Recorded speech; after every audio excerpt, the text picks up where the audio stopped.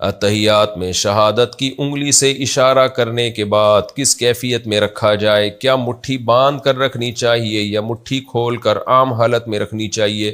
عطا اللہ ڈیرہ مراد جمالی۔ بہت ساری اس بارے میں روایات ہیں جن میں مختلف طرح سے علماء نے تطبیق دی ہے، تو اس میں جاؤں گا وہ تو بہت ہی لمبی بات ہو جائے گی۔ تو اس میں جو مفتی رشید احمد صاحب رحمہ اللہ کی تحقیق ہے اصل الفتاوی کی، غالباً دوسری جلد میں پورا رسالہ ہے اس پر، اس میں بڑی زبردست انہوں نے پوری تحقیق لکھی ہے۔ اس تحقیق کا حاصل یہ ہے کہ یہ درمیانی انگلی اور انگوٹھے سے اس طرح سے چھلا بنایا جائے، اشہد اللہ پہ انگلی اٹھائی جائے اور الہ پہ جھکا دی جائے، گرائی نہ جائے، تو بس اتنا جھکا دی جائے۔ تو یہ طریقہ ان کی رائے یہ ہے کہ سنت کے زیادہ قریب ہے، اور بھی فقہا کی اس بارے میں آ رہا ہے، کوئی بھی کسی رائے پر عمل کر لے ٹھیک ہے، حدیث میں اس بارے میں بہت وسعت ہے۔ لیکن یہ جو ہمارے یہاں بعض حضرات نے شروع کر دیا اس طرح سے انگلی ہلاتے ہیں، یہ ہمیں کسی حدیث میں نہیں ملتا۔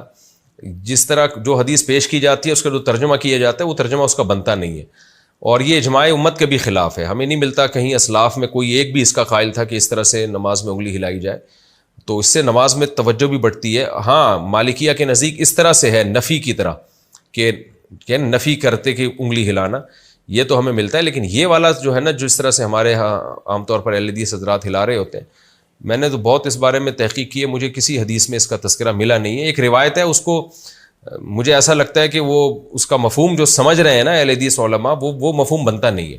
لیکن بہرحال اس میں مقصد اہل حدیث پہ طنز کرنا نہیں ہے، بتانا یہ کہ یہ کہیں بھی ثابت نہیں ہے۔ یہ جو کیفیت ہے نا، ہمیں اسلاف میں تو ملتا ہی نہیں ہے اس کا کہیں بھی کہ اس طرح سے انگلی ہلائی جائے، اور نماز میں اس پہ تشویش بھی بہت ہوتی ہے، کوئی ہلا رہا ہو آدمی کو تھوڑی الجھن ہوتی ہے۔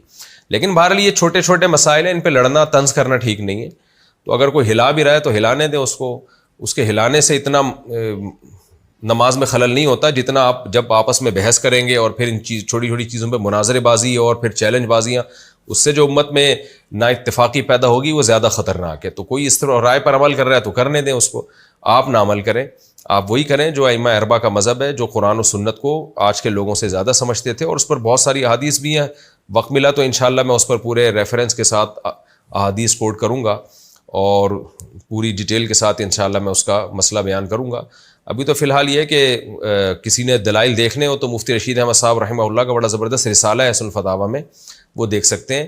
اس میں جو ان کی تحقیق ہے وہ یہ کہ چھلا بنا کے نا انگلی اٹھائی جائے اور پھر اللہ پہ گرا دی جائے، جھکا دی جائے، گرائی نہ جائے، بس ایسے رکھی جائے۔ یہ بھی ایک رائے ہے۔